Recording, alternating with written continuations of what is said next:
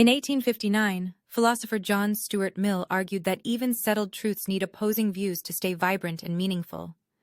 Mill saw truth not as static, but as something dynamic, kept alive only when we contrast it with falsehood.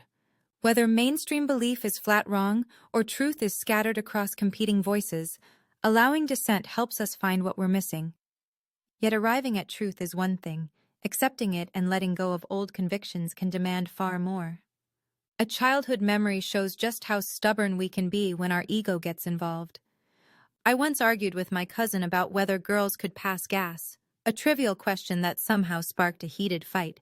Even after she proved me right in the most undeniable way, she refused to admit it. That refusal to revise beliefs, even when they're clearly wrong, runs deep in how our minds are built. Psychologist Gad Saad offers a better approach. The nomological network of cumulating evidence, or NOCE. A NOCE weaves together interconnected data from multiple sources, all pointing toward a single coherent story. Darwin's Origin of Species is a classic example, drawing on botany, embryology, anatomy, and geology to support evolution.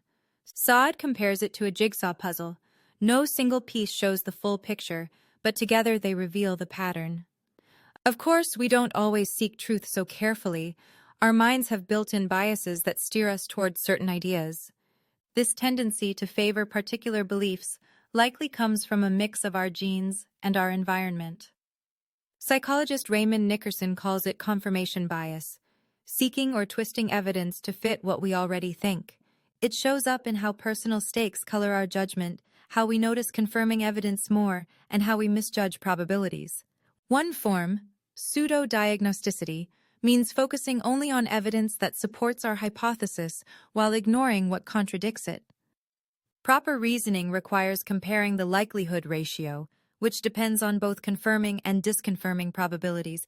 The formula divides the chance of seeing evidence if the hypothesis is true by the chance if it's false. A simple weather example makes this clearer. Imagine dark, cloudy skies.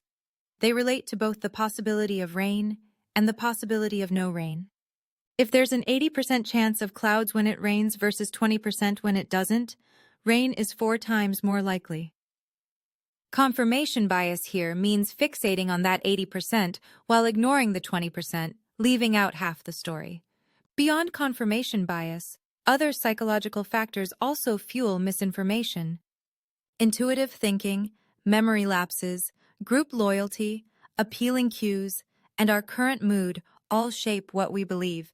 Even when corrected, we face barriers, protecting our worldview, struggling to integrate new facts, selectively recalling falsehoods, and fearing social fallout.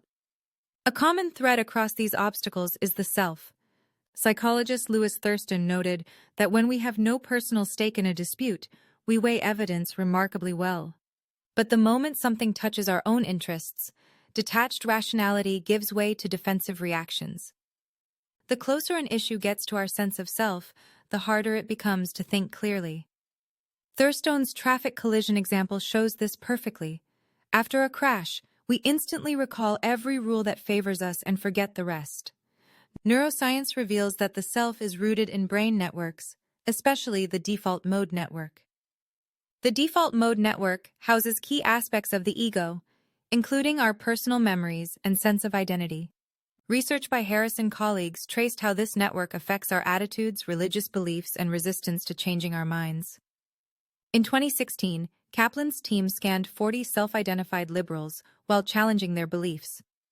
Participants resisted updating political convictions far more than ordinary non-political views. This resistance lit up the default mode network, regions tied to self-referential thinking.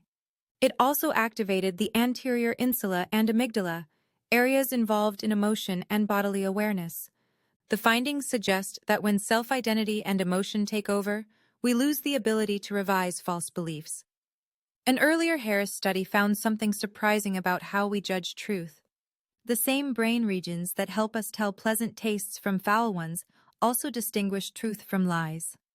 As Harris put it, truth may literally feel like beauty, and falsehoods may genuinely disgust us. A 2023 study by Zuhlsdorf used a Change Your Mind task to explore belief revision more directly. Participants identified a target letter, received unreliable feedback, then had a chance to change their answer. They were more likely to switch when they'd answered wrong initially or received negative feedback. Changing one's mind activated regions for task switching, conflict monitoring, and decision-making. Curiously, the anterior insula seemed to promote belief revision here, yet Kaplan found it inhibited revision. The salience network may explain this apparent contradiction. The salience network acts as a switch, toggling between internal self-focus and external task focus. When the anterior insula signals that belief-challenging information matters, the default mode network takes over and weakens task engagement. This switching mechanism happens whether or not we actually update our beliefs, reconciling the two studies. Brain connectivity analyses showed less integration between the insula and visual areas when people changed their minds. Without that internal self-focus interfering, visual information made it easier to revise beliefs. Ultimately, admitting we're wrong may be hard because our self-preservation instinct misfires. The difficulty stems from a cognitive glitch where threats to identity-linked beliefs trigger defensive reflexes. Changing our minds might require either external nudges that bypass those defenses or internal shifts that let us see through others' eyes. John Howard Griffin's 1961 memoir, Black Like Me, offers a striking example of perspective shifting. Griffin, a white journalist, darkened his skin and spent 6 weeks navigating the segregated South as a black man. Alternatively, psychedelics like psilocybin or LSD can dissolve the ego more directly. Ecker and colleagues propose other practical methods to counter misinformation. These include correcting false beliefs early, inoculating people with practice cases, and spreading fact-based stories on social media. Still, we must guard against assuming that popular opinion equals truth. Conflating consensus with truth is a dangerous mistake. Early in the pandemic, mask wearers were called ignorant, then the unmasked were, and now outdoor masking is questioned again. It's unclear whether these rapid shifts truly followed the science or reflected other pressures. The pandemic was a global social experiment that will spark debate for generations. The lab leak theory was once dismissed as misinformation, while the market origin was mainstream. Now the lab leak seems closer to consensus, raising questions about how quickly settled science can shift. Economist Thomas Sowell critiques intellectuals for prioritizing theory over practical wisdom. He defines the intellectual class broadly: writers, academics, policymakers, and columnists. They can handle complex ideas skillfully, yet may lack the foresight to apply them wisely. The point isn't to distrust experts reflexively or oppose consensus just to be contrary. Instead, we should approach new ideas with epistemic humility and openness wherever we stand. When beliefs become part of our identity, even mild criticism can feel like a personal attack. Mill warned against the tyranny of the masses, where conformity crushes individual freedom. A thriving society lets people flourish as long as they don't harm others.